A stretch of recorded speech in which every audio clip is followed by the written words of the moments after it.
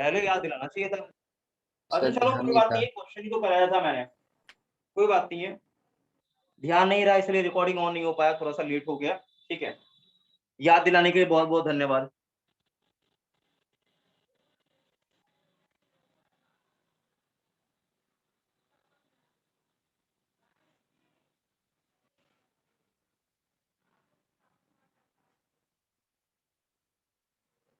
Sir question इतना ही है ना? हाँ बेटा, क्वेश्चन आपने नहीं समझा क्या? क्वेश्चन क्या पूछा गया? सर समझ आ गया, मैं बोल रही थर्ड क्वेश्चन मतलब थर्ड पार्ट का नहीं है इसका? नहीं नहीं बेटा, दो ही पार्ट, केवल दो पार्ट दिए, केवल दो पार्ट। थर्ड पार्ट का कोई ओके चक्कर ही सर। नहीं दिया। हाँ, थर्ड पार्ट का बेटा कोई चक्कर है नहीं, लेकिन हाँ आज बहुत सारा टॉपिक मैं पढ़ाऊंगा, ये भी बात सत्य है। तो करीब 1 घंटे और हम लोग का क्लास चलेगा।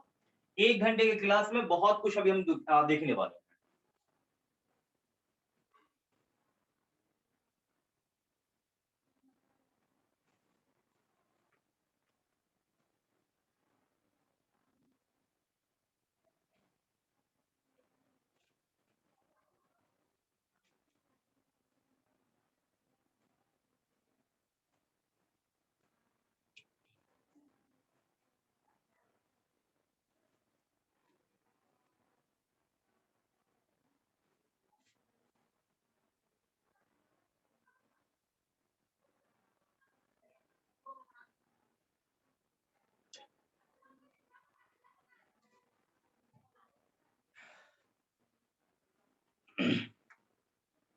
निकला सॉल्यूशन बेटा, जल्दी बताओ।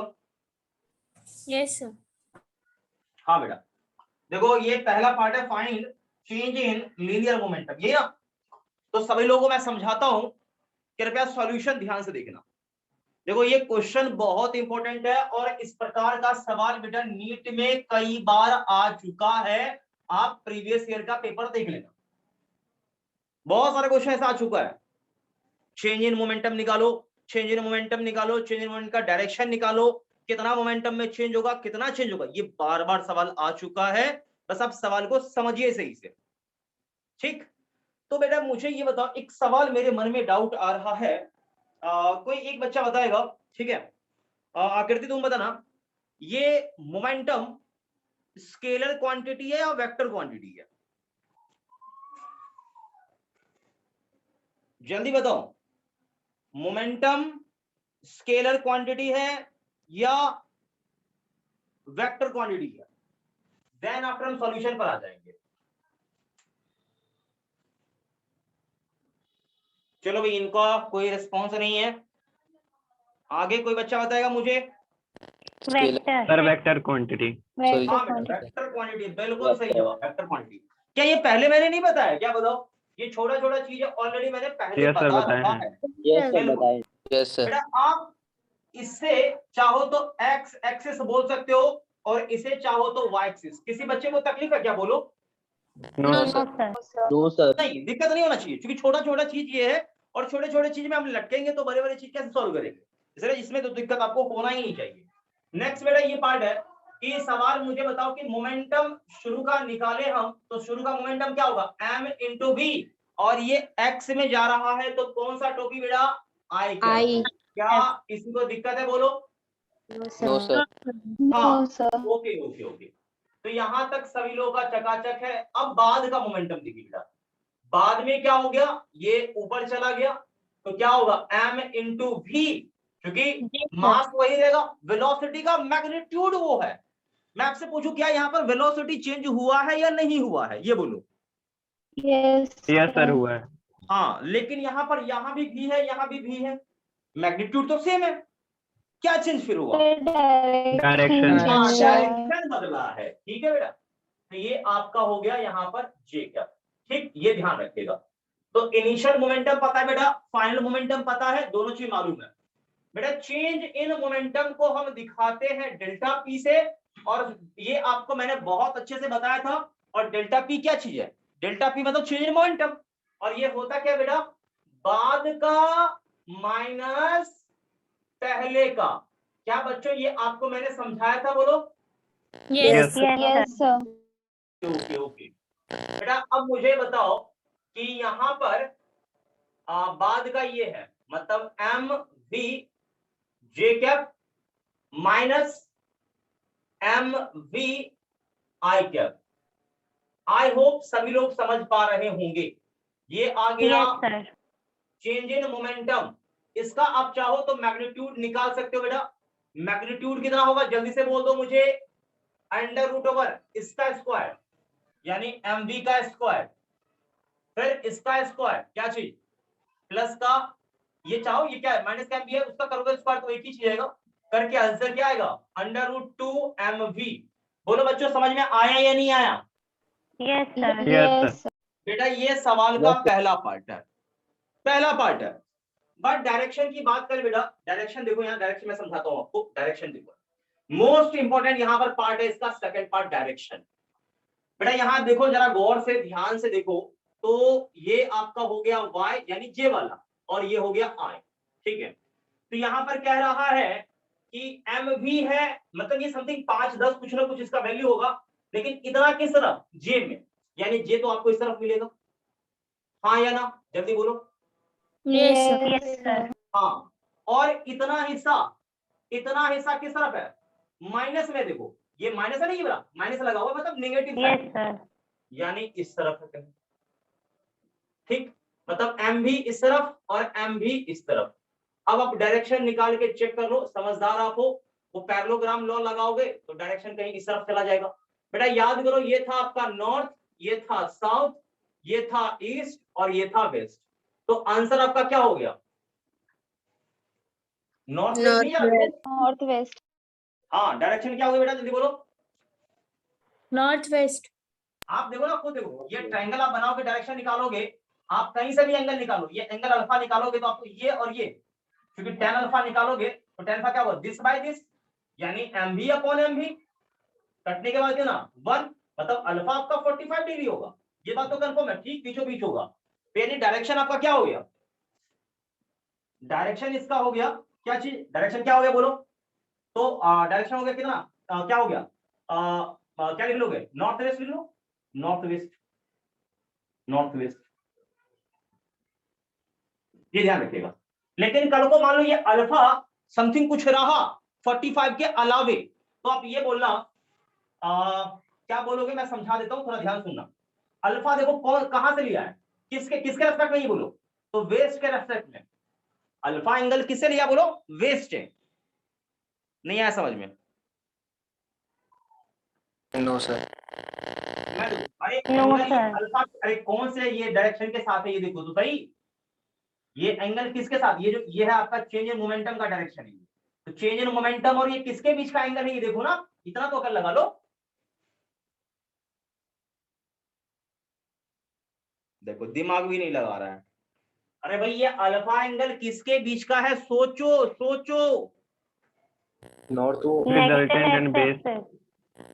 अरे चेंज इन मोमेंटम और वेस्ट के बीच का एंगल है, मतलब ये आपका किस तरफ, देखो सुनो मेरी बात, ये जो डेल्टा पी है ना, डेल्टा पी अल्फा एंगल पर है, किसके रिस्पेक्ट में? वेस्ट के रिस्पेक्ट में। लेकिन वो नीचे की तरफ है या ऊपर की तरफ? तो आंसर है ऊपर, मतलब नॉर्थ की तरफ। मतलब आप ये समझो, इसको मैं हिंदी में लिखूं तो हिंदी में मैं कैसे लिखूं, मैं समझाऊंगा, फिर बाद में मैं इंग्लिश में लिख दूंगा, पहले समझो बात को। देखो ये अल्फा एंगल कहां से, वेस्ट के रिस्पेक्ट में है, लेकिन किसके तरफ? नॉर्थ की तरफ। मतलब अल्फा एंगल, अल्फा एंगल किसके रेस्पेक्ट में? वेस्ट के रेस्पेक्ट में। वेस्ट। किसकी ओर? नॉर्थ की ओर, ठीक है। हाँ ध्यान रखिएगा, नॉर्थ ऑफ इसको बोलेंगे हम लोग क्या चीज, वेस्ट ऑफ नॉर्थ बोलेंगे, वेस्ट से नॉर्थ।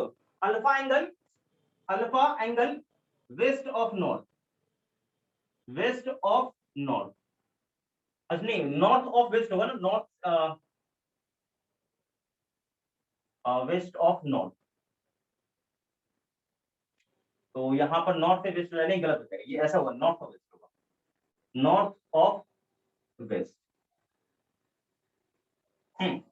ये बात समझिए, ये बहुत ही इंपॉर्टेंट स्टेटमेंट है। जब आप सवाल बनाएंगे ना, सवाल में ऐसा ही मिलेगा आपको लिखा हुआ, alpha angle north of west. इसका मतलब क्या, इसका मतलब क्या है? तो अल्फा एंगल वेस्ट से नॉर्थ की ओर,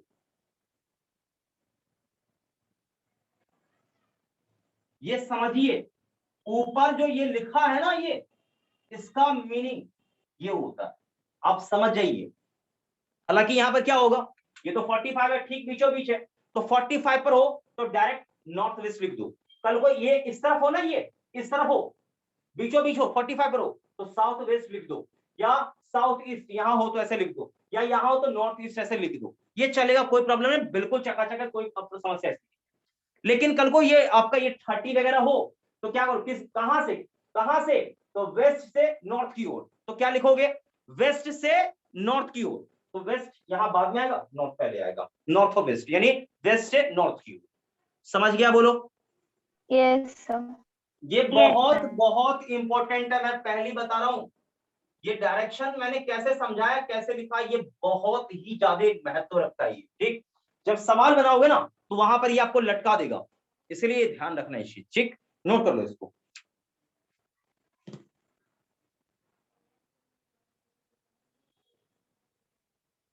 सभी लोग जल्दी से कर लेंगे नोट, और इसको करते हैं बाय बाय, ठीक है। और इस पर बहुत सारा सवाल आपको देखने को मिल जाएगा, चिंता मत करिए, ठीक है। हालांकि बेसिक सवाल मैंने करा ही दिया आप लोगों को, बाकी आप लोगों का काम है सॉल्व करना। मिटाओ बेटा, जल्दी बोलो। Yes, sir. Yes, sir. चलिए खत्म करते हैं, हम आगे बढ़ते हैं। अब हम कुछ थ्योरीज वगैरह देख लेते हैं, ठीक है। न्यूटन के तीनों लॉ को जल्दी जल्दी पढ़ते हैं, और उसके बाद हम थोड़ा सा आगे बढ़ेंगे, ठीक है। तो भाई मुझे ये बताओ कि न्यूटन का फर्स्ट लॉ क्या है। ऑलरेडी मैंने पहले भी बता रखा है, लेकिन मैंने बोला था कि बाद में मैं चर्चा इस पर करूंगा, एक एक करके, चिंता नहीं करना आपको, ठीक है। तो चलो हेडिंग डालते हैं, फर्स्ट लिख लो, इसमें हेडिंग डाल दो, Newton first law, first law of Newton या न्यूटन फर्स्ट लॉ। सभी लोग हेडिंग डालेंगे, फर्स्ट लॉ ऑफ न्यूटन या न्यूटन फर्स्ट लॉ।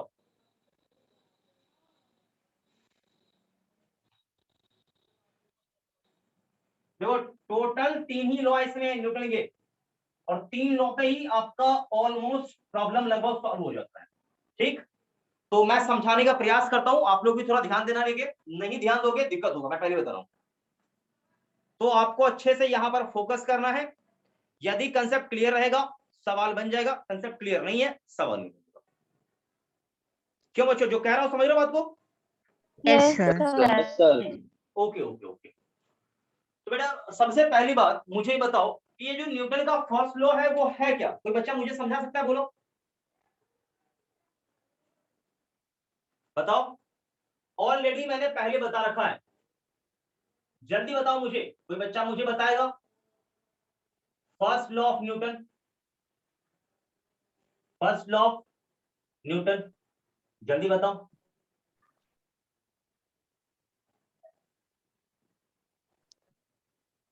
सर मैं बताऊं? हाँ बोलो, सर इंग्लिश में बताऊं कि हिंदी में? किसी में भी बोल दो ना, समझना तो है बस, हो गया, और क्या है, समझ में आना सर चाहिए। किसी भी ऑब्जेक्ट में जब तक फोर्स नहीं लगता है, जब तक वो रेस्ट में रहता है, और जब फोर्स लगता है तो उसके बाद उसका न्यूटन फर्स्ट लॉ यूज होता है उसमें। हाँ ठीक, देखो मैं बताता हूँ, देखो ध्यान सुन रहे, न्यूटन फर्स्ट लॉ का मतलब ये है ना कि जैसे कोई बॉडी है, सुनना अच्छे से, ये बॉडी है और ये रेस्ट में है, सुन रहे हो, ध्यान सुनना सही से। यस ये सर। बॉडी है, ये बॉडी रेस्ट में है, ठीक। तो इसका कौन सा स्टेट है, स्टेट ऑफ रेस्ट, ये अपने स्टेट में है, Yes, ठीक, ध्यान सुनना सही से। या दूसरी बात, यहां पर ये एक बॉडी है और बॉडी आपका मूव कर रहा है, ये नॉन जीरो रफ्तार है, मतलब ये मूविंग बॉडी, ठीक है, मूविंग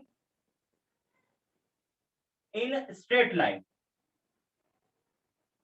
स्ट्रेट लाइन, ठीक है। ये बॉडी आपका मूविंग है स्ट्रेट लाइन में, ये सीधी रेखा में चल रहा है। तो अब ये समझिए यहां पर ये जो जी है ना, इसका वेलोसिटी, ये कांस्टेंट है, वेलोसिटी क्या है, कांस्टेंट है। तो इसी को कांस्टेंट भी कहीं कहीं लिखा होता है, और इसी चीज को लिखा होता है क्या चीज, यूनिफॉर्म भी लिखा होता है कहीं कहीं, यूनिफॉर्म मतलब एक समान, कांस्टेंट ये चीज होता है।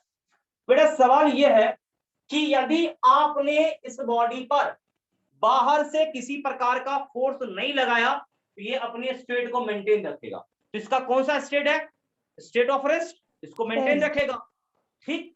यहाँ पर ये कौन सा है, state of moving, moving state में है ये, लेकिन कौन सा मूविंग स्टेट है, तो यूनिफॉर्म मोशन इसके पास है, यूनिफॉर्म है, एक समान रफ्तार इसका है, ठीक है। तो ये अपने स्टेट को भी नहीं बदलेगा, लेकिन ये अपने स्टेट को बदल सकता है कब, जब आप बाहर से इसको डिस्टर्ब करोगे। तो यहाँ पर एक्चुअल में बताता है डिस्टर्बेंस के बारे में, कि आप इसे बाहर से डिस्टर्ब कर दोगे, ठीक, तो इसने क्या करना है, मोशन को बदल लेना है। ध्यान सुनिएगा, मतलब डिस्टर्बेंस मतलब बेटा क्या, डिस्टर्बेंस कहने से मतलब क्या है, फोर्स। ध्यान सुन लीजिए मेरी बात, इसको आप डिस्टर्ब करोगे या इसको डिस्टर्ब करोगे तो ये अपना मोशन बदल लेगा। तो डिस्टर्ब करने का मीनिंग है आपने इस पर फोर्स लगाया है। तो मेरे कहने का मतलब ये है बेटा कि आप किसी बॉडी या किसी मूविंग ऑब्जेक्ट पर या किसी रेस्ट वाले ऑब्जेक्ट पर फोर्स लगाते हो तो वो ऑब्जेक्ट अपना मोशन बदल लेगा, इसका मतलब उसमें बाहर से फोर्स लगा है, ठीक। यदि वो अपना मोशन नहीं बदलता, वो अपना स्टेट नहीं बदलता है, दैट मींस उसका नेट फोर्स क्या है, जीरो है। यही न्यूटन का फर्स्ट लॉ है। क्या सभी लोगों को समझ में आ गया, बोलो। Yes sir. Yes sir. Sir हाँ बोलो। सर आप थोड़ा बड़ा लिख सकते हैं क्या? क्या चीज, अच्छा ये लार्ज पर लिख दूं क्या? Yes sir. अच्छा आप मोबाइल में Writing देख रहे हो, थोड़ा- लैपटॉप में देख रहे हो? सर मोबाइल में। अच्छा मोबाइल में देख रहे हो, ठीक है बेटा। मैं ये पढ़ दूं ये लाइन अभी नोट करते समय, बोल दूं क्या? सर दिख रहा है लेकिन बहुत छोटा दिख रहा है। अच्छा अभी लिख लो ना, इसके बाद मैं लार्ज लिखूंगा। अभी लिख ठीक लो, है इसके बाद मैं लार्ज लिखूंगा, ठीक है। Yes sir. हाँ अभी नोट कर लो, इसके बाद मैं लार्ज लिखूंगा, ठीक है, चिंता नहीं करो। तो आप ये पहले दोनों फोटो बना लो और इसका स्टेटमेंट लिख लो। लिख लिया? Yes sir. स्टेटमेंट लिख लो, अ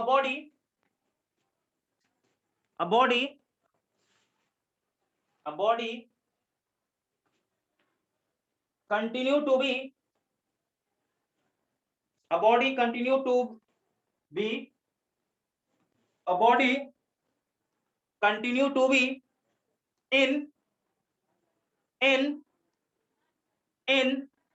its state of rest or state of uniform motion. A body continue to be in its state of motion or state of rest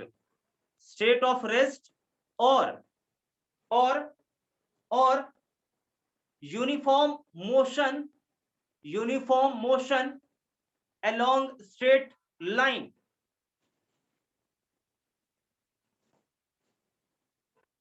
Yes, sir. Comma until unless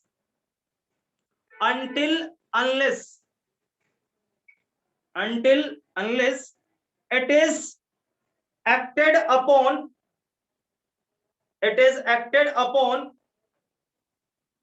by some external force, non-zero force, non-zero bracket में ना unbalanced force. It is acted upon by some external force. लिख लिया, बोलो। Yes, some sir. external force bracket में non zero और unbalanced, bracket बंद। लिख लिया? बोलो। Yes, sir. Yes, sir.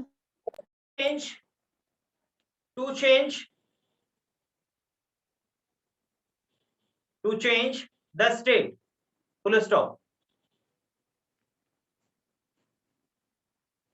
लिख लिया? बोलो। न्यूटन का फर्स्ट लॉ क्या है, समझ में आया? बोलो। Yes, sir. क्या है? देखो, कोई बॉडी रेस्ट में है, रेस्ट में ही रहेगा। कोई बॉडी रेस्ट में है तो रेस्ट में ही रहेगा, ठीक, ये ध्यान रखिएगा। और कोई बॉडी क्या है, मूविंग है, तो कंटिन्यू यूनिफॉर्म मोशन में मूविंग रहेगा। कब तक? जब तक बाहर से कोई फोर्स नहीं लगाओगे। इसे ही क्या कहते हैं, न्यूटन का फर्स्ट लॉ कहते हैं। मेरे हिसाब से सभी लोगों को ये स्टेटमेंट समझ में आ गया होगा। Yes sir. Yes, sir. Yes sir. दिक्कत नहीं है? No, sir. No, sir. हाँ मतलब समझो ना, सिंपल सी बात है कि हम ये रेस्ट में रहेगा, मूविंग है तो मूविंग रहेगा। कब? जब बॉडी पर फोर्स आपका जीरो होगा। ओके, मेरे हिसाब से सभी लोगों ने फोटो नोट कर लिया होगा, बोलो। Yes sir. Yes, sir. Okay है, तो इसमें किसी बच्चे को कोई दिक्कत नहीं होना चाहिए, ठीक। अब आगे बढ़ते हैं, नेक्स्ट पॉइंट आगे बढ़ते हैं। देखो बेटा क्या होता है ना, मैं आपको समझा दूं, ऐसे समझाऊं जैसे कि एक बॉडी है, ब्लॉक है। मान लो एक ब्लॉक को मैंने ऐसे ही वो फर्श पर फेंक दिया ऐसे, ये क्या होगा, लगातार इनफाइनाइट टाइम तक ये चलता रहेगा, कंटिन्यू चलता रहेगा इनफाइनाइट टाइम तक। लेकिन वास्तविक में ऐसा होता है क्या बेटा, जल्दी बताओ। No no sir. सर। नहीं, क्यों नहीं होता है, क्यों नहीं होता, देखो मैंने फेंका, ये धीरे धीरे क्या होता है, ये रुक जाता है, देखो ये चला, इसका रफ्तार v, फिर v डैश, और फाइनली क्या होता है, रफ्तार घटते घटते इसका रफ्तार 0 हो जाता है। क्यों होता है 0, कारण क्या है इसका, तो आंसर इस पर बाहर से एक फोर्स आता है जिसका नाम है फ्रिक्शन, और फ्रिक्शन इसके रफ्तार को क्या करता है, घटा के क्या करता है, कम करता है। तो बाहर से देखो फोर्स आ गया, बाहर से इस पे फोर्स लगेगा, ठीक है, बाहर से ये गलती से फोर्स लग गया, तो 100% श्योर रहिए कि इसका वेलोसिटी क्या होगा, वेलोसिटी चेंज कर जाएगा। तो वेलोसिटी चेंज, ये ध्यान रखिएगा, मतलब क्या होगा, बॉडी पर यदि आपका नेट फोर्स लग रहा है, नॉन जीरो है, तो वेलोसिटी चेंज होगा। अब चेंज में क्या हो सकता है, इसका डायरेक्शन भी चेंज हो सकता है, डायरेक्शन भी चेंज हो सकता है, लिखते चला से, सुनते चला से, पहले सुन लो अच्छे से, डायरेक्शन चेंज हो सकता है, और इसका मैग्नीट्यूड भी चेंज हो सकता है, मैग्नीट्यूड भी चेंज हो सकता है। ध्यान सुन लीजिएगा, यदि आपने किसी बॉडी पर फोर्स लगाया तो उसके वेलोसिटी का मैग्नीट्यूड और डायरेक्शन दोनों पे फर्क पड़ता है, हो सकता है केवल डायरेक्शन बदले, हो सकता है केवल क्या बदले, मैग्नीट्यूड बदले, ठीक है, ये ध्यान रखिएगा। क्या बच्चा लोग ये बात समझ में आ गया, Yes, sir. ठीक है, ये न्यूटन के फर्स्ट लॉ का पार्ट था, ये ध्यान समझिएगा। बेटा अगला इसका जो पार्ट है ना, सेकंड लॉ, ठीक है, सेकंड लॉ, ध्यान सुनते चलना, सेकंड लॉ, सेकंड लॉ, ठीक है, सेकंड लॉ क्या है बेटा, मैं समझाता हूं, पहले समझ लो, उसके बाद आप अच्छे से नोट करना। देखो सेकंड लॉ क्या है बेटा, कि एक कोई बॉडी है, ठीक है, इसका मास क्या है, m है, इसका वेलोसिटी v, आपने इस पर फोर्स लगाया F, मेरी बात को सुन रहे हो बेटा, मास m है, Yes. वेलोसिटी v है, आपने लगाया फोर्स। तो बेटा मुझे ये बताओ कि क्या यहां पर आपने धक्का लगाया ना, तो धक्का लगाओगे तो दो ही बात होगा, या तो उसका रफ्तार बढ़ जाएगा या रफ्तार घट जाएगा। तो यहाँ पर इसका रफ्तार घटा या बढ़ा, जो भी होना था वो हो गया चीज, आपने फोर्स, आपके फोर्स लगाने से। तो बेटा गौर से देखो, यहाँ पर मोमेंटम में चेंज हुआ कि नहीं हुआ, शुरू का मोमेंटम mv, अब बाद का मोमेंटम निकाला तो क्या हो गया, mv डैश, मोमेंटम में चेंज हुआ है, ठीक है, समझते चलिएगा बेटा, ध्यान से लेके चलिएगा। तो मैं तीर भी लगा देता हूं ताकि दिक्कत नहीं हो किसी बच्चे को। बेटा यहाँ पर चेंज इन मोमेंटम क्या होगा, चेंज इन मोमेंटम में लिखूं तो डेल्टा पी क्या होता है, सबने पता है, P final minus P initial होता है, ये ध्यान रखिएगा। तो यहाँ पर एक सिनेरियो ऐसा बन गया, लेकिन अब ये बात है कि यहां से यहां जो चेंज हुआ है ना बेटा, यहां से यहां जो चेंज हुआ है, मतलब यहां से यहां तक इसको आने में जो समय लगा है वो डेल्टा टी समय लगा है। कितना समय लगा, जल्दी बोलो, Delta T. Delta T. Delta T मतलब छोटा समय लगा है, कुछ ना कुछ समय लगा, 2-4 सेकंड जो भी लगा है लगा, ठीक है। तो अब देखिए, पहले आपने बेटा ये नोट कर लिया नीचे वाला पार्ट, Yes, Yes. sir. सभी लोग बोलो, एक साथ जवाब दो। Yes, Yes, sir. Yes, sir. तो इसे इरेज करके मैं आगे समझाता हूँ। देखो, तो यहाँ पर आपसे मैं एक सवाल पूछता हूँ कि मोमेंटम में चेंज मैंने निकाले, यहाँ पर जो भी निकालना था वो चेंज यहाँ पर आ चुका है, और ये मोमेंटम चेंज हुआ कितने समय में है, तो डेल्टा टी टाइम में चेंज हुआ, इतने का परिवर्तन हुआ। That means delta P is change in momentum of body in delta t time, ठीक है, इतने टाइम में ये चेंज हुआ है, सबको पता रहना चाहिए। तो मैं आपसे पूछूंगा भाई कि rate of change of momentum क्या होगा, ठीक है भाई, एक सवाल आता है, rate of change of momentum, rate of change of linear momentum, linear momentum with respect to time is given by क्या चीज, delta P by delta T, ठीक, यही तो है रेट ऑफ चेंज। आपने डिफरेंशिएशन पढ़ा होगा, तो रेट ऑफ चेंज ऐसे लिखते हो ना, बोलो Yes, sir. yes, Yes, sir. sir. ये ध्यान से बस देखते चलो बेटा, delta P by delta T, ये होता है आपका रेट ऑफ चेंज ऑफ क्या चीज, लीनियर मोमेंटम किसके रिस्पेक्ट में? टाइम के रिस्पेक्ट में। आई होप सभी लोग यहां तक समझ पा रहे हो। पहले इसे कॉपी करो क्विकली, मैं इरेज करूंगा कुछ पार्ट को अभी।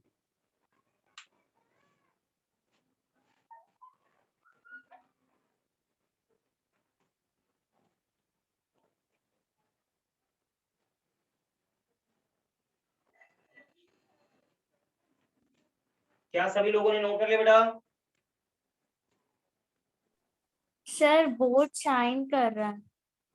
बहुत ज्यादा शाइन कर रहा है क्या? सर वो जहाँ गिवन बाय लिखा है ना वहाँ शाइन बहुत कर रहा है। अच्छा जस्ट 1 सेकेंड, अभी ओके है? Yes Yes. सर। नोट कर लो फिर तो।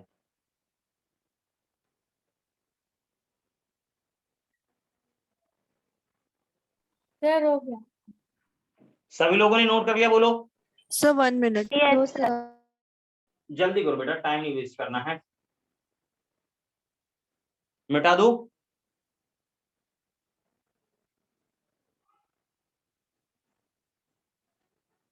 Yes, sir. जल्दी मिटाऊं? Yes, sir. हाँ बेटा, चलो आगे बढ़ते हैं, इसे इरेज करें। अब देखो काम का चीज, फालतू बकवास में दिमाग नहीं लगाना है, काम का चीज समझते चलेगा। न्यूटन का जो सेकंड लॉ है ना, इसे मैं दो प्रकार से डिफाइन कर सकता हूं। कैसे कैसे मैं समझाता हूं, वहां याद देखो। तो क्या है ना कि देखिए, आपने किसी बॉडी पर लगाया फोर्स, तो 100% श्योर रहो आपने किसी बॉडी पर फोर्स लगाया है तो उसका मोमेंटम में चेंज होना जरूरी है, होगा। ठीक है, तो दैट मींस मैं स्टेटमेंट लिखूं कि इफ एक्सटर्नल, इफ मतलब नॉन जीरो फोर्स लिखता हूं, if unbalanced force applied on a body, then its linear momentum change, ठीक है, लीनियर मोमेंटम क्या होगा? चेंज हो जाएगा। ठीक, ये बात तो क्लियर हो गया कि आपने अनबैलेंस्ड फोर्स लगाया है तो 100% उसका लीनियर मोमेंटम क्या होगा? चेंज कर जाएगा, बदल जाएगा। ठीक, तो अब अगला पॉइंट यहां पर ये है कि अप्लाइड फोर्स, ठीक है, according to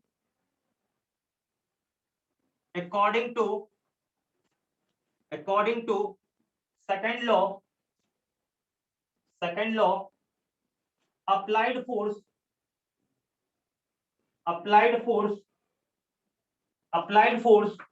directly proportional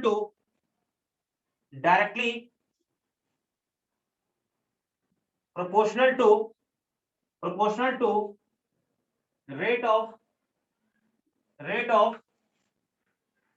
change of linear momentum with respect to time.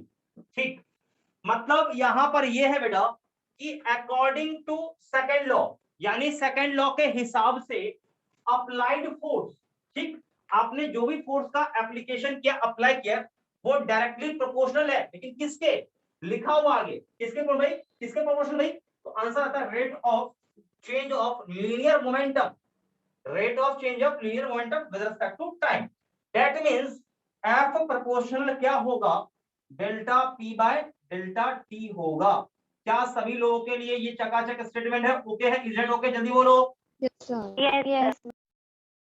ये स्टेटमेंट आता है भाई सेकंड लॉ के हिसाब से। ठीक, ये ध्यान रखिएगा। और सभी को पता है कि प्रोपोर्शनैलिटी को हटाने के लिए एक कांस्टेंट लगाना पड़ता है। ठीक, तो समथिंग लाइक कांस्टेंट के into delta P by delta T. ठीक, ये ध्यान रखिएगा, बहुत ही इंपॉर्टेंट पॉइंट है। और न्यूटन साहब ने भाई एक्सपेरिमेंट वगैरह जैसे भी किया हो, पता लगाया और उन्होंने बोला के का वैल्यू कितना होगा? 1 होगा, एक सिंपल नंबर 1। क्लियर है? बोलो। Yes, sir. तो Yes. यहां से फाइनली क्या Yes, मिला मुझे? sir. बोलो, एफ बराबर क्या होगा, फाइनली क्या मिला, delta P by delta. Delta T. समझ में आया या नहीं आया? आ गया सर। Yes sir. तो आ जल्दी गया से सर। थोड़ा कॉपी करिए, जल्दी से कॉपी करिए, मिटाऊंगा मैं इसे।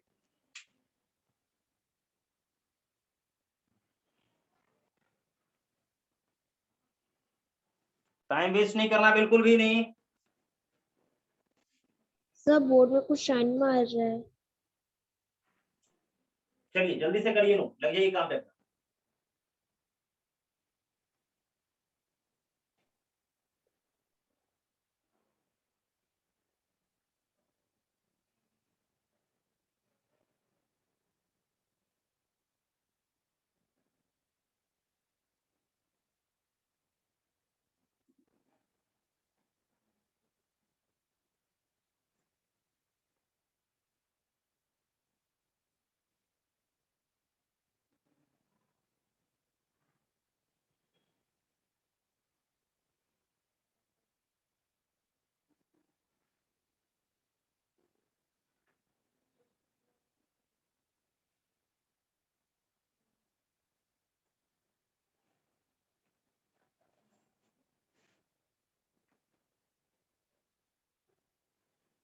सभी लोगों ने नोट किया कि नहीं किया, जल्दी बताओ चलो।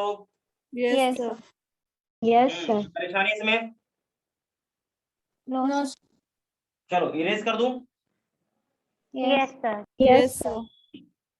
इरेज करते हुए ये खत्म है सेकंड लॉ आपका। अब इसी में थोड़ा सा एक दो पार्ट और मैं आपको बताऊं। देखो इसी में सेकंड लॉ में, ये भी सेकंड लॉ पूरा आपका खत्म नहीं हुआ है, इसी में कुछ पोर्शन और भी है, मैं बताना बस इसे खत्म कर देता हूं, बस बता दो। देखो बेटा ये देखो कि हो सकता है सिनेरियो ऐसा हो कि टाइम इंटरवल बहुत ही ज्यादा छोटा हो, ये भी बात तो हो सकता है कि समय बहुत बहुत बहुत ज्यादा छोटा लगा हो। तो यहीं पर आपका जो f बराबर delta P by delta T था ना, इसी चीज को आप पता है कैसे कर सकते हो चेंज। यहीं पर आप जब बहुत ही छोटा हो गया ना, तो बहुत ज्यादा छोटे के केस में यहां पर आपने करना क्या है, यही चीज आपको ध्यान से थोड़ा समझना है। ऐसा मतलब सिनेरियो मिले, मतलब आप समझ जाओ कि if delta T tends to 0, तो एफ जो फोर्स आपको मिलेगा, आंसर आएगा limit delta T tends to 0, क्योंकि बहुत ही समय छोटा है, बहुत जीरो, देखो जीरो नहीं है, जीरो नहीं है, बहुत छोटा मतलब जीरो के बहुत ही क्लोज है, ठीक है। तो इस स्थिति में आप क्या लिख सकते हो, वही चीज same delta P by delta T लिखो, लेकिन ध्यान रखना कि यहाँ पर ये टाइम बहुत छोटा है, ठीक है, बहुत छोटा, जीरो नहीं है, ठीक है, जीरो होगा तो फिर तो डिफाइन ही नहीं हो पाएगा। तो यहाँ पर इसी चीज को चाहो तो आप लिख सकते हो dp बाय dt, ठीक है, ठीक। तो यहां से f आपका क्या मिला, dp बाय dt, समझ रहे हो बोलो, dp बाय dt, यानी मोमेंटम को टाइम के रेस्पेक्ट में डिफरेंशिएट करोगे तो फोर्स मिलेगा। समझ में आया बोलो? Yes sir. बेटा देखो T बराबर सबको पता है मास इनटू वेलोसिटी होता है, आपने पता है, तो आप इसे यहां रख लीजिए, ठीक है। तो यहां से रखने से क्या होगा फायदा, वो देखिए। अभी मैं देखो यहां पर तीर यहां से गायब होगा तो यहां से भी गायब होगा। अब ये समझो, यार देखो मैं एक सवाल लिखता हूं, डायरेक्शन ऑफ फोर्स, मैं यहां लिख भी देता हूं, डायरेक्शन ऑफ एफ यानी force is equal to direction of dp और डेल्टा। मतलब देखो जो डायरेक्शन इसका होगा या इसका होगा, वही डायरेक्शन फोर्स का होगा। समझ में आ रहा बोलो? Yes sir. ध्यान रखिएगा। अब नेक्स्ट पॉइंट बेटा, F बराबर मैं P के जगह क्या लिखूंगा, mass into velocity bye dt।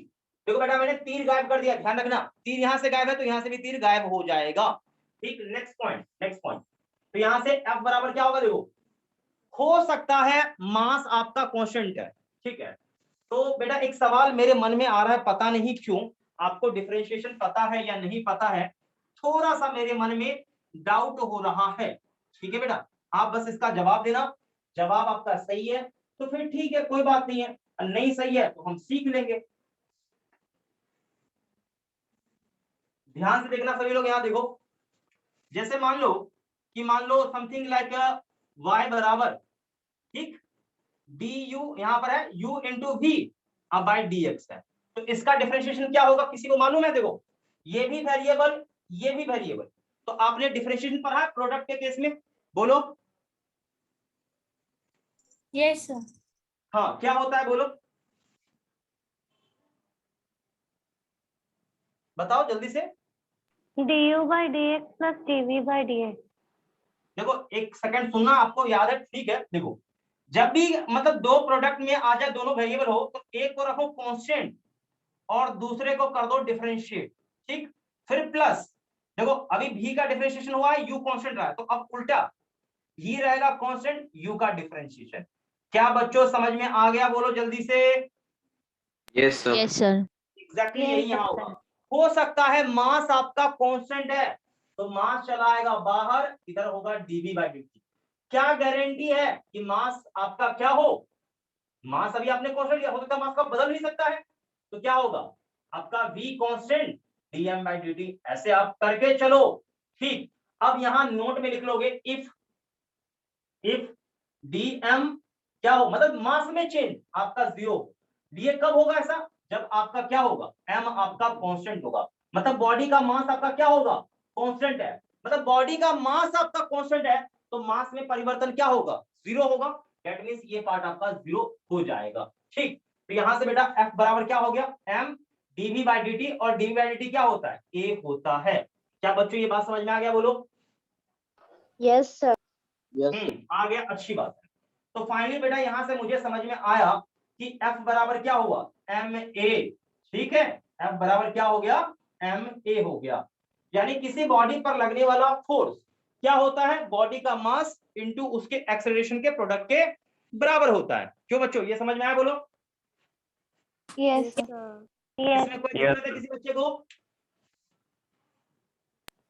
जवाब नहीं आया आप लोग का, जल्दी से बोलो, समझ में आपको आया या नहीं आया, बोलो। Yes sir. यस सर आ गया। Yes sir. 1 नंबर ये है, 2 नंबर ये है, 3 नंबर का पार्ट यहाँ देख लो, स्टेटमेंट लिख लेते हैं। देखो मतलब force acting on a body is equals to product of mass of body and acceleration of that body, ठीक। ये हो गया स्टेटमेंट, नोट कर लीजिएगा। और एक बात और मैं आपको बता दूं कि जो डायरेक्शन एक्सेलरेशन का होगा वही डायरेक्शन फोर्स का होगा। क्यों बच्चों समझ में आ गया, बोलो। Yes sir. यस। मतलब direction of force, direction of क्या चीज, डायरेक्शन ऑफ एफ यानी फोर्स, एंड डायरेक्शन ऑफ किसका, A, are parallel to each other, और सेम, आर सेम लिख देता हूं मैं सीधा, खत्म, आर सेम, दोनों का डायरेक्शन सेम होगा, नोट कर लीजिएगा। तो आई होप आपको फर्स्ट लॉ और सेकंड लॉ बेटा बहुत अच्छे से आपको समझ में आ गया होगा। किसी बच्चे को कोई दिक्कत है, बोलो। सर हाँ बोलो। सर ऐसा कब होता है कि मास कांस्टेंट नहीं रहता, ये किस सिचुएशन में रॉकेट के होता है? केस में, रॉकेट देखे नहीं हो क्या, रॉकेट के केस में क्या होता है, यहां से मास बाहर आता है और ये बेचारा ऊपर जाता है, यहां तो वही चीज है ना। रॉकेट प्रपल्शन में क्या होता है कि रॉकेट का मास क्या होता है, टाइम टू टाइम चेंज होते रहता है। समझ में आया बात, नहीं आया बोलो, जवाब ही नहीं आपका आया, मुझे रिप्लाई दो। क्या ये आपको समझ में आ रहा है कि रॉकेट का क्या होता है, रॉकेट के प्रपल्शन के समय मास का क्या होता है, चेंज होता है। ये बात समझ में आपको आया नहीं आया, जल्दी बोलो। No sir. जब रॉकेट में फ्यूल डालते हो तो फ्यूल बर्न नहीं होता है क्या, होता है ना। हाँ, तो फ्यूल बर्न होगा, उससे बाहर स्मोक वगैरह निकलेगा, बर्न होके बाहर नहीं निकलेगा फ्यूल, बोलो। Yes sir. निकलता यस है। सर। तो फ्यूल जब बर्न होगा तो उस रॉकेट का मास घटेगा कि बढ़ेगा कि सेम रहेगा, डिक्रीज कम होगा। कम होगा। अभी भी सही जवाब, कम होगा। ठीक, तो ये क्या है, वेरिएबल मास का कंसेप्ट है। समझ में आ गया, बोलो। Yes sir. ध्यान रखिएगा। तो वो भी केस पढ़ना है, लेकिन फिलहाल अभी नहीं पढ़ना है। रॉकेट प्रोपल्शन पढ़ाया जाएगा, ठीक है, वहां पर ये चक्कर आएगा। और मालूम है कि मतलब मास में देखो, ये मास में परिवर्तन आ रहा है कहीं भी, तो वहां फोर्स आ सकता है, बिल्कुल ये सही है। रॉकेट प्रोपल्शन में यही फोर्स आता है, जिसको अब थ्रस्ट फोर्स कहते हैं, थ्रस्ट फोर्स भी कहते हैं, ठीक है। तो आगे चल के मैं पढ़ाऊंगा, चिंता नहीं करो, ठीक है। लिख लिया सभी लोगों ने, बोलो। Yes, sir. चलिए, तो न्यूटन का कौन कौन सा लॉ हो गया, फर्स्ट लॉ हो गया, सेकंड लॉ हो गया बेटा। अब अगला कौन सा बचा है मालूम है? Third law. थर्ड लॉ बचा हुआ है। अच्छा, एक और बात नीचे लिख लीजिएगा, फोर्स कैसा क्वांटिटी है, नीचे लिख लो, स्केलर या वेक्टर है, बोलो। वेक्टर। Vector. हाँ, फोर्स, हाँ वेक्टर है, बोलो, बिल्कुल सही, बिल्कुल सही। अच्छा, इसके यूनिट क्या होंगे, बोलो। mlt-2। अरे यूनिट बेटा, मैंने पूछा है यूनिट। न्यूटन। न्यूटन। न्यूटन, बिल्कुल न्यूटन होता है, ठीक। अच्छा, डायमेंशन क्या होगा? m1 l1 t-2। हाँ बिल्कुल सही, सभी लोग नोट। मुझे डायमेंशन लिखना पड़ेगा या ओके है, बोलो। नो सर, नहीं लिखना पड़ेगा। ठीक है, नहीं लिखना पड़ेगा, अच्छी बात है। अब नेक्स्ट क्या देखो, तो इधर का कहानी तो बेसिक आपका हो गया एंड। हम आते हैं न्यूटन के थर्ड लॉ पर, ठीक। इसके बाद हम कुछ सवाल वगैरह सॉल्व करेंगे, ठीक है बेटा। तो नीचे लिख लो थर्ड लॉ, ठीक है। बेसिकली ये थर्ड लॉ आपका एक्शन रिएक्शन का पेयर है, मैं यही जानता हूँ, ठीक है। तो नीचे लिख लो थर्ड लॉ, थर्ड लॉ।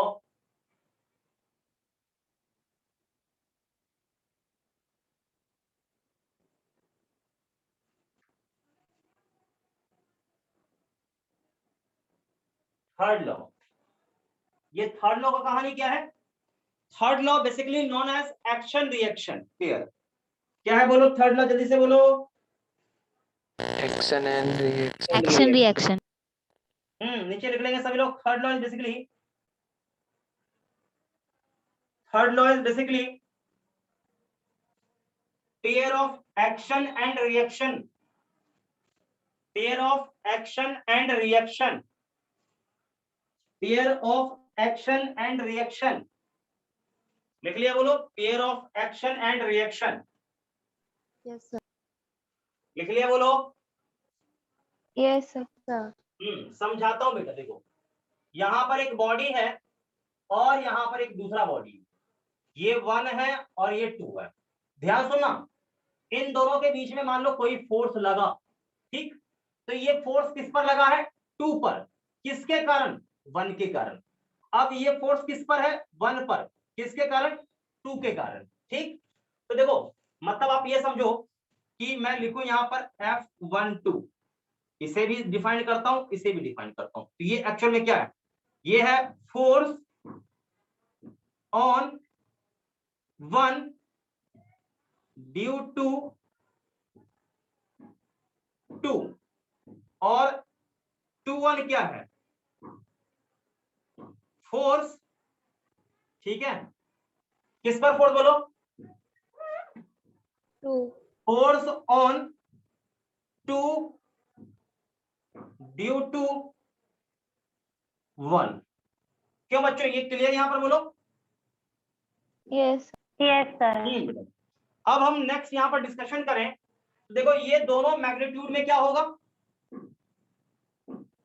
ये दोनों मैग्नीट्यूड में क्या होगा? सेम। सेम होगा, ये ध्यान रख लो। दोनों बेटा मैग्नीट्यूड में सेम होगा, दोनों मैग्नीट्यूड में सेम है, लेकिन डायरेक्शन में क्या, बोलो? ऑपोजिट। तो same in magnitude but opposite in direction. तो मतलब मैं यहां पर ऐसे लिखूं कि F12 बराबर माइनस ऑफ F21। यही चीज तो क्लियर है यहां पर। देखो माइनस क्या बता रहा है? माइनस क्या शो कर रहा है साइन, जल्दी से बताओ। Opposite direction. Opposite direction. हाँ, मतलब ये बेटा ये है, समझो ध्यान से, कि F21 और कौन? F 1 2, ये दोनों की मैं बात करता हूं, ठीक है, इन दोनों फोर्स की मैं बात करूं, ठीक, तो इन दोनों फोर्स की बात मैं करूं तो are pair of action reaction, are pair of action and reaction, ठीक, ये ध्यान रखिएगा। बोथ आर यानी दोनों, both are same in magnitude but opposite in direction. तो बच्चों ये बात आपको समझ में आया या नहीं आया, बोलो जल्दी से। Yes sir. एकदम ध्यान रहना चाहिए अच्छे से। अब मैं इस पर कुछ एग्जांपल देता हूं, देखो एक्शन रिएक्शन के कहानी पर, कहां एक्शन होगा कहां रिएक्शन होगा, देखो ध्यान सुनना। जैसे आप समझो ध्यान से, चूंकि ये एकदम क्लियर समझ में आना चाहिए। जैसे मान लो ये रिवर है, मान लो ये नदी है, अब नदी में कोई आदमी तैरता है, ठीक, तो तैरेगा तो क्या होगा, पानी को ऐसे हाथ से पीछे धक्का मारेगा। Yes sir. अरे यही करता है ना, बोलो, जवाब ही नहीं आ रहा आप लोग। Yes sir. Yes, sir. तो इसने पानी पर फोर्स किस तरफ लगाया, पीछे, तो यहां पर इसने वाटर पर क्या किया है, वाटर पर क्या किया, इसने वाटर पर क्या किया, Action force. Action. वाटर पर क्या हुआ, एक्शन हुआ, तो इस बेचारे पे उल्टा एक रिएक्शन बोलो, इस तरफ होगा कि नहीं होगा। Yes, तो Yes, sir. Water sir. पर यस सर फोर्स होगा। और मैन पर जो वाटर ने फोर्स लगाया, ये हो गया रिएक्शन, ये है रिएक्शन, ठीक, और ये क्या है, एक्शन। समझ में आ रहा, बोलो। Yes, sir. स्विमर के केस में आई होप सभी लोगों को समझ में आना चाहिए, ठीक। अब इसी में देखो ये एक एग्जांपल दे दिया, देखो, हाँ हो सकता है कभी सवाल पूछा भाई स्विमर तैरता है नदी में, कौन सा लॉ यहां पर लगा हुआ है, तो आंसर आता है third law. Is that okay? Yes sir. Sir. Yes, sir. अगला एग्जांपल, अगला साइड में गन और बुलेट की बात करें, ठीक, बेटा जब गन फायर होता है, ठीक, तो सबको पता है कि बुलेट क्या होगा, आगे की ओर जाएगा, ये गन भी पीछे क्या होता है, रिकॉइल करता है, होता कि नहीं होता है, बोलो। Yes Yes, yes sir. Sir. ये गन भी रिकॉइल करता है, तो गन रिकॉइल, तो गन रिकॉइल करता है, ठीक, मतलब देखो आपने फायर किया, बुलेट आगे भागा, तो बुलेट पर एक्शन हुआ है, तो यहाँ बुलेट पर एक्शन हुआ है और ये रिकॉइल किया, यहाँ क्या हुआ है, रिएक्शन हुआ। क्लियर है, बोलो। Yes, sir. Yes sir. ये ध्यान रखिएगा, ये ध्यान रखिएगा, बहुत इंपॉर्टेंट ये सारी चीज है। एक बात और यहाँ पर मैं आपको बता दूं कि न्यूटन के थर्ड लॉ से एक और बात पता चलता है, पता है क्या, देखो ये तो कुछ एग्जांपल्स हो गए, न्यूटन के थर्ड लॉ से एक और चीज पता चलता है कि नेचर में कभी भी सिंगल फोर्स एग्जिस्ट नहीं करता है। समझ में आ रही बात क्या, बोलो। Yes sir. हाँ, मतलब नेचर में सिंगल फोर्स एग्जिस्ट नहीं करता है, जब भी फोर्स होगा तो पेयर में होगा, यानी इन नेचर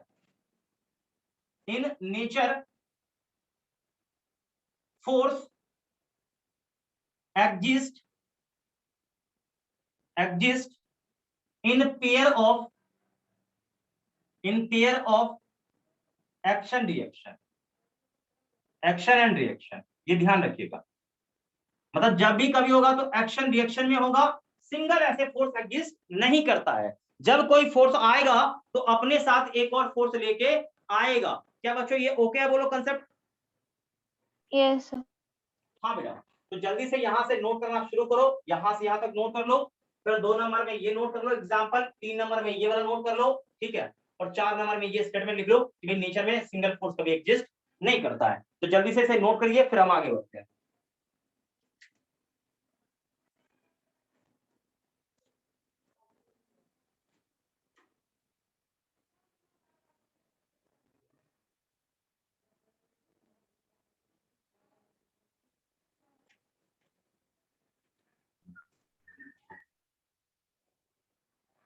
सर हाँ बेटा बोलो। सर गन पे एक्शन होगा ना, क्या चीज? सर गन पे एक्शन होगा, बुलेट पे रिएक्शन होगा। नहीं, गलत हुआ। एक्शन बुलेट पर हुआ है, बदले में क्या हुआ है, रिकॉइल हुआ है पीछे, ये है रिएक्शन, सही है। गन पर क्या हुआ, आपने वो दबाया ना ट्रिगर, तो ट्रिगर दबाया तो स्टॉप कहाँ पे हुआ, बुलेट पे। तो बुलेट के अंदर क्या होता है, फायर वायर जो भी होता है वो होता है सब कुछ, बुलेट आगे भागा, उसके कारण यहाँ पर पीछे भागा।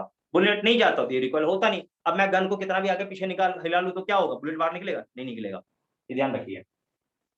बुलेट के बाहर निकलने से ये पीछे रिकॉइल हुआ है, दैट मींस यहाँ इस पर एक्शन हुआ, वहां रिएक्शन, बिल्कुल सही।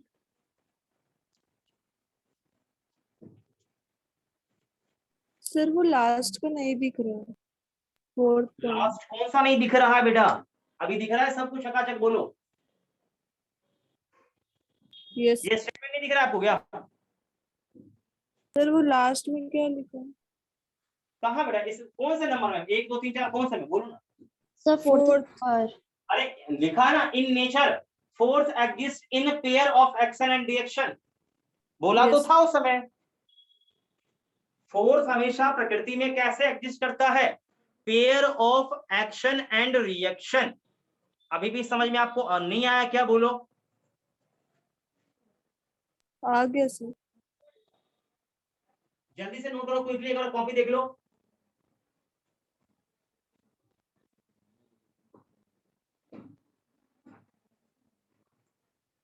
हो गया बेटा, जल्दी बोलो। Yes yes sir. सर। तो चलिए, आज आपने न्यूटन के तीनों लॉ को कवर कर लिया, ठीक। फर्स्ट सेकंड थर्ड तीनों लॉ आपका हो गया, कवर हो चुका है, ठीक। इसमें मेरे हिसाब से किसी प्रकार का आपको दिक्कत नहीं होना चाहिए, ठीक। अब बेटा इससे रिलेटेड कुछ सवाल वगैरह है, मैं सवाल वगैरह कराऊंगा, चिंता नहीं करो, हालांकि टाइम भी थोड़ा सा हो चुका है।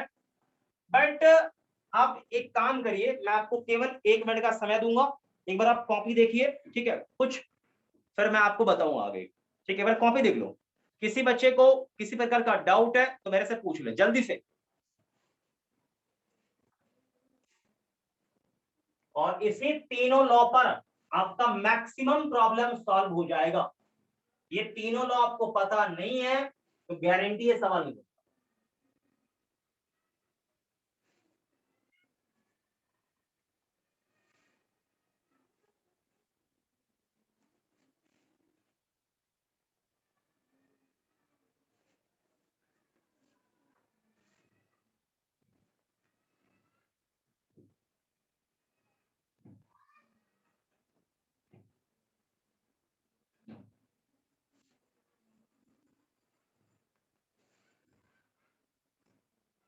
जल्दी से बताइए, किसी बच्चे को कोई डाउट है?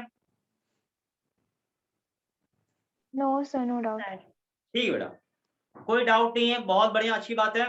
तो आपने न्यूटन का फर्स्ट लॉ कर लिया कवर, ठीक है। फर्स्ट लॉ में मेरे हिसाब से आपको दिक्कत नहीं होगा। एक आपका टॉपिक है बेटा, आपको मैंने बोला था फ्रेम ऑफ रेफरेंस के बारे में, तो आप लोगों ने देखा था या नहीं देखा था घर पे? Yes sir. यस क्या सर। होता है फ्रेम ऑफ रेफरेंस, बताओ मुझे, कोई बच्चा बताएगा?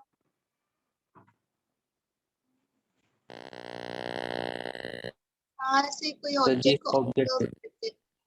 देखो, मैंने आपको पिछले क्लास में बोला था, कोई भी ऑब्जर्वर जो किसी बॉडी के मोशन को एनालाइज कर सकता है, वो क्या कहलाएगा, एक Frame of फ्रेम reference. कहलाएगा, ये ध्यान रखिएगा। ऑब्जर्वर का ही एक नया नाम दे दिया गया, फ्रेम ऑफ रेफरेंस, ठीक। ध्यान से, मेरे हिसाब से समझ में सभी लोगों को आ रहा होगा। और देखिए, फ्रेम ऑफ रेफरेंस पढ़ाना बेटा बहुत ही ज्यादा जरूरी है, ठीक। तो क्यों जरूरी है, अब मैं बताता हूं। अभी जैसे मान लो, मुझे बताओ कि हम लोग रेस्ट में क्या, बताओ, यस सर। और कोई बच्चा, क्या हम लोग रेस्ट में हैं या मूविंग है? Sir moving. Moving. The moving. कैसे कैसे कैसे, हाउ हाउ, बताओ। सर पेन पकड़ के लिख रहे हैं और आप अभी खड़े हो, और ये लॉजिक नहीं है, ये सब मैंने आपसे सवाल पूछा, मैं रेस्ट में हूं अभी या मूविंग हूं, बस इतना। मूविंग आपको में मैं हो आप। दौड़ता हुआ दिख रहा हूं क्या? Sir rest. रेस्ट। सर और कोई रेस्ट। बच्चा? Sir rest. रेस्ट। मैं आपको बेटा बताऊं एक बात, ध्यान सुनना, पूरे सृष्टि में, पूरे ब्रह्मांड में कोई भी चीज रुका हुआ नहीं है, सबके सब मूविंग है, ठीक। दैट मीन्स मैंने पहले ही लेक्चर में आपको बोला था कि एब्सोल्यूट रेस्ट को डिफाइन करना पॉसिबल नहीं है। क्या किसी बच्चे को ये स्टेटमेंट याद आ रहा है मेरा? बोलो। Yes sir. Yes, sir. यानी पहले ही लेक्चर में जिस दिन मैंने शुरू किया था ना बेटा फिजिक्स, उसी दिन मैंने आपको बोला था कि इस सृष्टि में कोई भी चीज रुका हुआ है? बोलो। No, sir. नहीं, कोई भी चीज रुका हुआ नहीं, चाहे कोई गैलेक्सी हो, कोई प्लैनेट हो, कोई भी हो, सब के सब मूविंग है, ये ध्यान रखिए। अब मैं बता दूं आपको, जरा सोचो, ये मार्कर मेरे हाथ पे रखा हुआ है, मार्कर भी रेस्ट में मूविंग है। Rest. Rest. अच्छा, अब क्या है? ये मूविंग है, लेकिन जरा सोचो, मेरी बात को सुना, देखो मेरे हाथों पे रखा हुआ है, मान लो ये 3 जन है, ये 3 फिंगर दिख रहा है ना, ये 3-4 जो भी फिंगर है, मान लो ये इंसान है, ये सारे चीज, ठीक। मैं इससे ऐसे पूछूंगा, सवाल पूछूंगा। अब जरा दिमाग लगा कि इन दो यहाँ पर मान लो, ये यहाँ पर ये मार्कर है अपना, ये चल रहा है ऐसे, ये ठीक। तो ये बताओ कि इसके रेस्पेक्ट में ये रुका हुआ है कि मूविंग है? Sir, रुका हुआ है. Rest. रुका हुआ है, रेस्ट में। इसके रेस्पेक्ट में रुका हुआ है, क्योंकि ये भी यहाँ है। देखो ये क्या बोला रहे, ये तो रुका हुआ है भाई, मेरे सामने ही तो है, नहीं चल रहा है, ठीक। लेकिन यहाँ पर कोई इंसान मान ले रुका हुआ, इससे मैं पूछूंगा तो क्या बोलेगा? अरे ये तो चल रहा है। इसका मतलब यहाँ पर इसका रिजल्ट कुछ और, इसका रिजल्ट कुछ और। यहाँ दिक्कत क्या हुआ? ये डिपेंड कर रहा है ऑब्जर्वर पर, ठीक है, कि ऑब्जर्वर के हिसाब से आप बताओगे कि कौन रुका हुआ है, कौन चल रहा है। क्या बेटा ये बात समझ में आ रही, मैं जो बोलना चाह रहा हूँ? यानी ये बात यस है सर। Yes, sir. कि किसी बॉडी का जो मोशन है वो ऑब्जर्वर के मोशन पे डिपेंड करता है। क्या बोलो? क्या Yes, sir. जो मैंने सवाल पूछा, ये सवाल आपको समझ में Yes, आया? sir. Yes, sir. Yes, sir. बिल्कुल, हाँ बिल्कुल, ये ध्यान रखिएगा, किसी भी बॉडी का मोशन ऑब्जर्वर के मोशन पे डिपेंड करता है। इवन हम लोग भी अर्थ के रेस्पेक्ट में रेस्ट में है, लेकिन आप किसी प्लैनेट पे, आप मून पे चले जाओ तो मून पे देखोगे, यहाँ पर टेलीस्कोप लगा के कुछ भी लगा के देखो, सब के सब आपको मूविंग दिखेगा, कोई भी चीज रुका हुआ नहीं है, ये ध्यान रखिए। क्लियर है? बोलो। Yes, sir. Yes yes sir. तो इसीलिए पढ़ना जरूरी होता है कि भाई मतलब आप ऑब्जर्वर को बदल दोगे तो मोशन पे क्या प्रभाव पड़ेगा, ये सारे चीज थोड़ा आप खुद समझ रहे हो कि समझदार हो कि भाई आवश्यक है ही है। क्या पता कल को मतलब इस ऑब्जर्वर से नहीं, मैं किसी और ऑब्जर्वर के हिसाब से सवाल को बनाऊं, तो ये ऑब्जर्वर फ्रेम चेंज का ये जो कंसेप्ट है ना, आपको आना चाहिए। हो सकता है फ्रेम रेस्ट में हो तो मैंने सवाल को बना लिया, हो सकता है आपका फ्रेम क्या हो, मूविंग हो, तो फिर सवाल बनाना पड़ेगा, तो आपको तो हर एक के हिसाब से आंसर निकालना पड़ेगा। ये सारे चीज आपको कंसेप्ट समझ में आना चाहिए। तो अगला बेटा जो हमारा जो क्लास होगा वो प्योरली होगा किस पर, फ्रेम ऑफ रेफरेंस पर बेस्ड होगा, ठीक है।